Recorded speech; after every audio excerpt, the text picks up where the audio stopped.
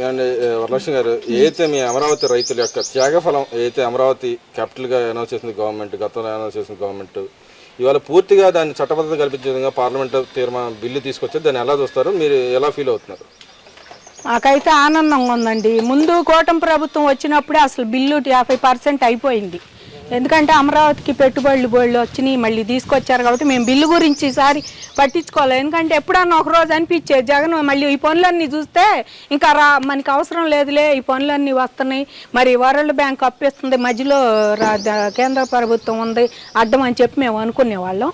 కానీ ఇప్పుడు వాళ్ళు పెట్టడం అయితే మాకు చాలా ఆనందంగా ఉందండి. బిల్లు చంద్రబాబు గారికి కానీ కూటమి ప్రభుత్వానికి ధన్యవాదాలు చెబుతున్నాం. ఇప్పటికైనా బిల్లు పెట్టి దీన్ని పార్లమెంటుకు పంపించడం, పార్లమెంటు కూడా ఆమోదించినందుకు వాళ్ళకు కూడా ధన్యవాదాలు చెబుతున్నాం. మోడీ గారికి కానీ అమిత్ షా గారికి కానీ. ప్రత్యేకంగా మీ గురించి ఒక ఎంపీగా, ఈ ప్రాంత ఎంపీగా ఆయన మీ గురించి కూడా భావోద్వేగం గురై ఆయన కొన్ని వ్యాఖ్యలు చేసి మీ కష్టాన్ని ఆయన పార్లమెంట్ సాక్షిగా మాట్లాడుతుందని, దాన్ని ఎలా చూస్తారు? మీ ఎంపీ గారు నిజంగానే మీ పట్ల నిబద్ధతతో పనిచేశారంటారా? నిజంగానే అండి. మేము ఇక్కడ ఉద్యమాలు చేసేటప్పుడు ఎంపీ గారు ఆయన అమెరికాలో ఉండి అక్కడ మన తెలుగు వాళ్ళందరినీ కూడా ఏకం చేసి మన తెలుగు వాళ్ళతో ఉద్యమ స్ఫూర్తి నింపి వాళ్ళ దగ్గర నుంచి కూడా మనకి కొంచెం సహాయం చేయటం కానీ, అది ధనం రూపంలో కానీ మాకు ఏ రకంగా కానీ సహాయం చేసేవాళ్ళు అండి. అక్కడి నుంచి కూడా అది కూడా ఎంపీ గారు ఉంటారు, దాంట్లో ఎంపీ గారి పాత్ర కూడా ఉంది.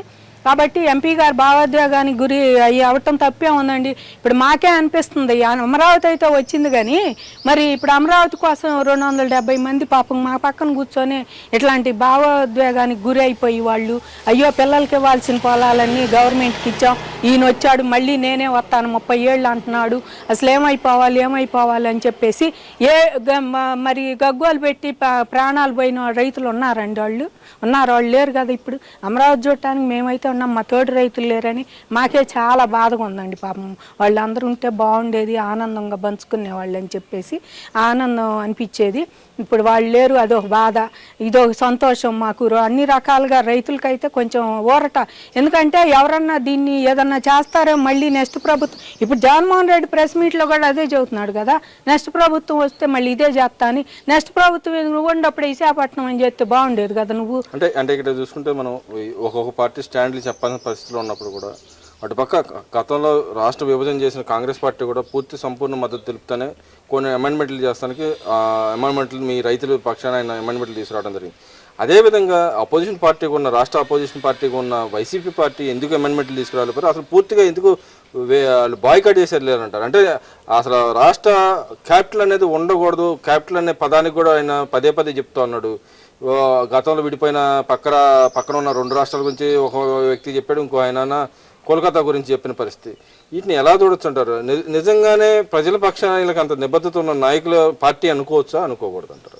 జగన్మోహన్ రెడ్డి ఏకైక వ్యక్తి ఎవరంటే అండి, ఆంధ్రప్రదేశ్ నచ్చని ఏకైక వ్యక్తి జగన్మోహన్ రెడ్డి. అసలు ఆయనకి ఆంధ్రప్రదేశ్ నచ్చదు, అమరావతి పక్కన పెట్టు, అది ఆంధ్రప్రదేశ్లో భాగమే కదా, ఆయనకి నచ్చదు.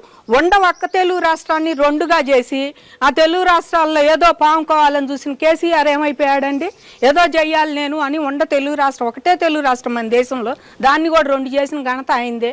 పోయి మూలన కూర్చున్నావు. ఇవాళ నువ్వు కూడా ఉండడానికి అమరావతి అంటే అసలు దీని రాజధాని లేకుండా చిందర చేసి రాష్ట్రాన్ని అసలు ఆంధ్రప్రదేశ్ అంటే లీస్ట్లో తీసుకొచ్చినాడు, నువ్వు మూలన కూర్చున్నావు. ఇంకా సిగ్గు లేకుండా నువ్వు ప్రెస్ మీట్లు ఏమని పెడుతున్నావయ్యా జగన్మోహన్ రెడ్డి? రాజ్యాంగంలో రాజధాని లేదంట, మరి రాజ్యాంగం లేకపోతే 29 రాష్ట్రాలకు రాజధానులు ఎట్ట పెట్టుకుంటున్నారు? పోనీ రాజ్యాంగంలో సచివాలయాలు ఉన్నాయి, ఒళ్ళో సచివాలయం, గ్రామ సచివాలయం ఉందా రాజ్యాంగంలో? వాలంటీర్లు ఉండాడు రాజ్యాంగంలో? పోనీ రాజ్యాంగంలో ఈడీ అనే పదం ఉందా? రాజ్యాంగంలో సిబిఐ అనే పదం ఉందా? మరి ఇవన్నీ ఉండయ్యా రాజ్యాంగంలో? అవి ఉంటే వాటి దగ్గరికి నువ్వు గౌరవించవే? మరి రాజ్యాంగాన్ని నువ్వెందుకు గౌరవించట్లా? నీ మీద 42,000 కోట్లు ఈడీ అటాచ్ చేస్తే సుయి సైన్ లేదు. గతంలో ఎప్పుడో అది 10 ఏళ్ళ నాడు 11 ఏళ్ళ నాడు దాని మీద సుయి సైన్, బెయిల్ మీద 11 ఏళ్ళ నుంచి తిరుగుతున్నావు, సుయి సైన్ లేదు. ఇంకా నువ్వు రాజ్యాంగం గురించి మాట్లాడుతున్నావు అంటే హాస్యాస్పదంగా ఉంది. రాజధాని ఉండాలి, రాజ్యాంగంలో రాజధాని అనే పదం లేదు. ముఖ్యమంత్రి ఆడుంటే ఆడే అంటే ఏడుండమంట? ముఖ్యమంత్రి ఇంటో ఉంటాడు, రేపు ఇంకో నువ్వే వస్తావు. రేపు నేను నా ఇంట్లోనే ఉంటా. ఈసారి తాడాపల్లిలో నుంచి నేను కదలను. 2 ఎకరాలు ఉంది, 1 అర ఎకరం అసెంబ్లీకి, 1 అర ఎకరం సెక్రటేరియట్, 1 అర ఎకరం నేను ఉంటాను. చాలు ఇదే రాజ్యాంగం అంటే కుదిరిద్ది, ఇదే రాజ్యాంగం కట్టుకుంటాడండి ఆయన. కట్టుకోవాలనే కదా ఇప్పుడు ఆయన పోయినసారి విశాఖపట్నం ఉండి ఇప్పుడు ఈయన చదువుతున్నాడు, ఈసారి ఏ ప్రభుత్వం వచ్చి మళ్ళీ ఇట్లాగే మార్చుకుంటుంది. అసెంబ్లీలో తీర్మానం చేస్తే అసెంబ్లీలోనే ఆయన ఎందుకు మార్చుకోలేదు, పార్లమెంటు బాటం ఏంటని కూడా అడిగాడు ఇందాక క్వశ్చన్ ఆయన. పార్లమెంటు పోకుండా ఎట్ట అంటాము, పార్లమెంట్ రేపు నిధులు ఇవ్వాల్సింది పార్లమెంటు, రాష్ట్రానికి రాజధాని లేదని నువ్వు అంటున్నావు. రాజధాని పేరుతో 29 రాష్ట్రాలకి నిధులు ఇస్తుంది మోడీ. అంత పార్లమెంట్లో ఏ ప్రభుత్వం అయితే ఉందో ఆ ప్రభుత్వం ఎత్తున్నప్పుడు వాళ్ళకి ఎందుకు చెప్పరు? విభజన చట్టంలో పార్లమెంట్ మాట్లాడాలి, విభజన చట్టంలో ఉన్నప్పుడు మాట్లాడినప్పుడు ఈ బిల్లు అక్కడికి ఎందుకు వెళ్ళదు? సిగ్గు లేకుండా నువ్వు ప్రెస్ మీట్ పెట్టి పార్లమెంట్తో పని లేదు, ఇక నేను వస్తే మళ్ళీ ఇంకే ప్రభుత్వం నేను వస్తే అని నువ్వు రావులే, నీకు తెలిసింది అది సంతోషం. మాకు కూడా నువ్వు సోదిలోకి కూడా రావని తెలిసింది, అది సంతోషం. ఏ ప్రభుత్వం వస్తానంట, ఇంకే ప్రభుత్వం వచ్చింది సిగ్గు లేకుండా 11 సీట్లు పరిమితమై ఇంట్లో కూర్చోకుండా పైపెచ్చి నిన్న వచ్చి నీకు ధైర్యం దమ్ము ఉంటే నిన్న వచ్చి చంద్రబాబుకే చెప్పపోయి ప్రెస్ మీట్ అంతా నేను చెప్పపోయావా? అసెంబ్లీ 28వ తారీఖు వచ్చి ఏమయ్యా నువ్వు తీర్మానం చేస్తున్నావు కానీ ఇక్కడ ఏమీ లేదు, ఏడే అమరావతి అనుకోవచ్చు, ఆడ పోయే పని లేదు, నేను విశాఖపట్నం అని ఏడే అనుకోని మా అమ్మ ఆయన రోజు ఆడ తీసుకుపోయా ఏదో కోట్లు అడ్డం పడ్డాయి అని చంద్రబాబు చెప్పపోయా, ఆ మాట కూడా బాగుండేది కదా. ఏమైనా నీకు 11 సీట్లు వచ్చినందుకు ఈ రకంగా నువ్వు ప్రతిపక్షంలో లేనందుకు మాకు చాలా సంతోషం అనిపించింది. ప్రతిపక్షంలో ఉంటే ఇవాళ నీ ఎంపీలు ఎలా వాకౌట్ చేసేవాళ్ళు మీరు కూడా అట్టాగే వాకౌట్ చేసేవారు అసెంబ్లీలో మొన్న. కాబట్టి ప్రతిపక్షంగా సింగిల్ డిజిట్ రావాలని కోరుకుంటున్నాం. అంటే ఇక్కడ చూసుకుంటే అయితే అమెండ్మెంట్లు అనేది ఇవ్వడం సాధారణ, అమెండ్మెంట్లు ఎందుకు ఇవ్వలేకపోతుంది అంటారు? వాళ్ళకి కనీసం ఆ జ్ఞానం ఎందుకు లేదంటారు? మామూలుగా అయితే అటు కాంగ్రెస్ పార్టీ కూడా చెప్పింది, రైతుల గురించి ప్రత్యేకంగా ప్రస్తావన చేసింది. మీ రైతుల గురించి ఇవాళ ముసలి కన్నీళ్ళు కూడా కారుస్తూ ఉన్నాడు పక్కన మిథున్ రెడ్డి గారు. మరి అమెండ్మెంట్ లాంటి వాళ్ళు మద్దతు తెలిపి పక్కన రాష్ట్రానికి రాజధాని అవసరం అనేది క్లారిటీగా అందరూ చెప్తా ఉన్నారు. అదే ఇన్కమ్ సోర్స్ కూడా అని చెప్తా ఉంది. గత మనం చూసుకుంటే మన ఇండియా మొత్తం చూసుకున్న ఏ రాష్ట్రానికి రాజధాని అయినా సరే క్యాపిటల్లో కూడా అదే జరుగుతుంది. దాన్ని అందరూ అదే వర్షంలో చెప్తా ఉన్నారు. వీళ్ళకి ఎందుకని క్యాపిటల్ అనే పదం అసలు ఎందుకు నచ్చట్లేదు అంటారు? ఇంకో పక్కన అసలు అమెండ్మెంట్లు ఎందుకు ఇవ్వలేకపోయారు అంటారు? ఇది ఆయన రాజ్యాంగంలో లేదు, పార్లమెంట్కి ఎందుకు పంపించారండి? ఏ రాష్ట్రంలో ఎంత పొలం ఇచ్చారు ప్రపంచంలోనే ఇచ్చారు పూలింగ్కి, మన జపాన్లోనే అక్కడ పూలింగ్కి ఇచ్చారు కానీ ఎంత పొలం ఏ రైతులు ఇవ్వాల. మనం ఇచ్చినప్పుడు 29,000 మంది రైతులను కుటుంబ సభ్యులు 1,50,000 మంది ఉంటాం. 1,50,000 మంది మేము ఏమైపోవాలి, వీళ్ళకి ఇచ్చి వీళ్ళు కాదు క్యాపిటల్ ఇది కాదు మేము ఇంకో సాట పోతామంటే మరి 1,50,000 మంది ఆత్మహత్యలు చేసుకోమనేగా జగన్మోహన్ రెడ్డి సత్యజావుని బతికితే బతకండి, మీ కూతుళ్ళు కొడుకులు కట్నాలు ఇచ్చారో మీ కోడళ్ళని అడిసత్తే మాకెందుకు అనే లెక్కలో చేశాడు ఈ పోయిన 5 ఏళ్ళు.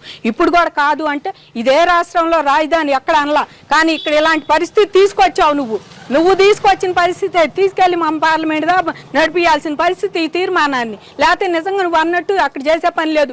ఏ రాష్ట్రంలో ఏ రాష్ట్రానికి ఆ రాష్ట్రం చేసుకుంటున్నారు, పార్లమెంటు పంపిస్తే వాళ్ళు బిల్లులు పంపిస్తున్నారు వీళ్ళు చేసే పనులకి. కానీ ఇక్కడ నువ్వు చేసిన పనికే పార్లమెంట్ దా నడిపించాలి.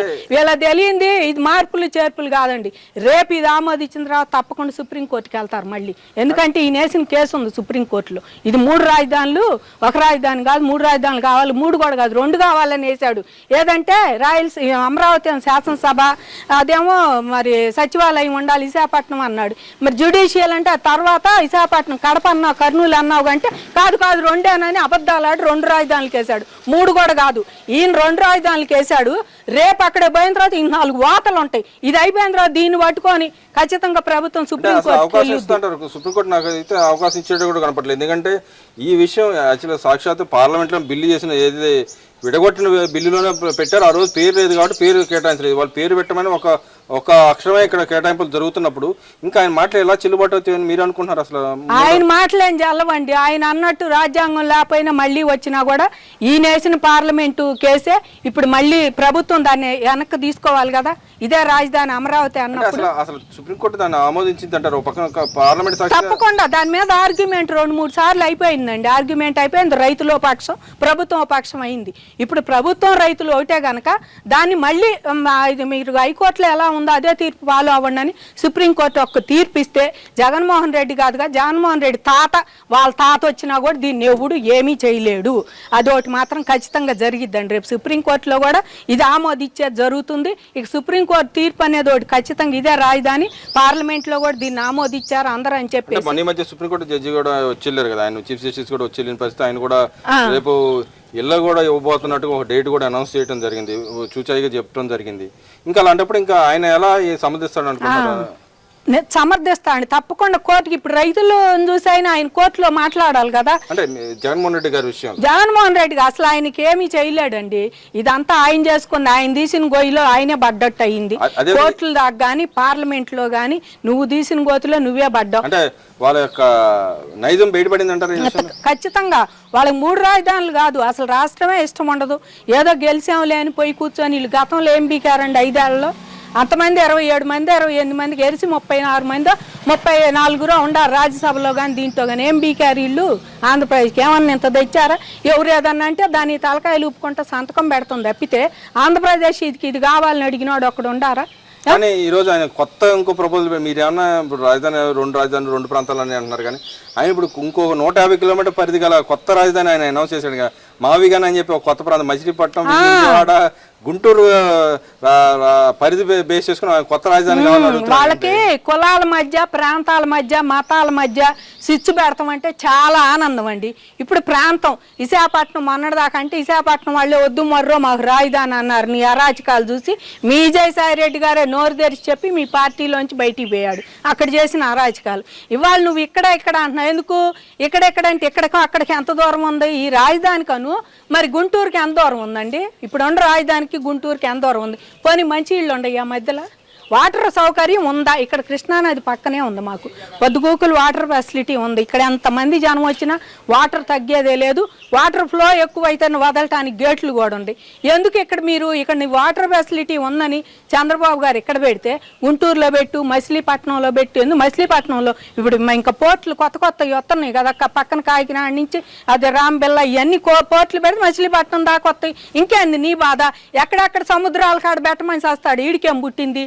సముద్రం ఒడ్డును పెట్టండి రాజధాని, ఏదన్నా అయితే నేను ఆ వాళ్ళకి పారిపోతాను ఉద్దేశం. అది రాజుగారి భావన పాపం. అందుకని సముద్రాల పక్కన వాళ్ళు పెడతాం ఇష్టం లేదండి. మచిలీపట్నంలో అసలు పెట్టరు, గుంటూరులో వాటర్ ఉండదు, వాళ్ళు అది ఫస్ట్ నుంచి ఉండదు అక్కడ వాటర్ సౌకర్యం. ఇక్కడ విజయవాడ మాకు ఎంత దూరం? 10 కిలోమీటర్లు 12 కిలోమీటర్లు విజయవాడ. ఇవాళ హైవే పడింది, ఇంకా 2-3 బ్యారేజీలు వస్తున్నాయి ఇక్కడ పడితే. అసలు విజయవాడ చాలా దగ్గర, హైదరాబాద్ అయితే అప్పుడు 4 గంటల ప్రయాణమే. అది గుర్తుపెట్టుకోమని జగన్మోహన్ రెడ్డి గారిని కోరుతున్నామండి. నువ్వు 1,00,000 కోట్లు అన్నావు, ఇప్పుడు 68 కోట్లు వచ్చేసినాయి. 68,000 కోట్లు పెట్టుబడి జరుగుతుంది. ఇప్పుడు నువ్వు ఎక్కడ చూసినా రాజధాని. ఇక్కడ ఇంకో పాయింట్ కూడా వస్తే, ఇక్కడ రాజధాని పేరుతో భూములు కొట్టేస్తే ఇంకో పక్కన ఇన్ని లక్షల కోట్లు అప్పులు తెస్తా ఉన్నాడు. 2 లక్షల కోట్లు వృధా ఖర్చు పెట్టగా ఓన్లీ డ్రైనేజీ కోసం 2 లక్షల కోట్లు వృధా ఖర్చు చేయాల్సిన పరిస్థితి. అందుకే మేము అపోజ్ చేస్తామని చెబుతూనే మేము ఏ ప్రాంతానికి ఎగనెస్ట్ కాదంటేనే ఇంకో పక్కన ఆయన చెప్పిన ఏదైతే మావిగన్ రాజధానికి ఎన్ని లక్షల కోట్లు అవసరం అవుతుంది, మరి దీనికే 2 లక్షల కోట్లు పెట్టలేని పరిస్థితి అని చెప్పి ఆయన పక్కన చెబుతా ఉన్నాడు. మరి ఆయన పెట్టిన రాజధానికి ఎన్ని లక్షల కోట్లు అవుతాయి? ఉద్దేశం అండి ఏ సందులోనో పెట్టి ఒక గది తీసుకొని పెడితే రాజధాని అంటే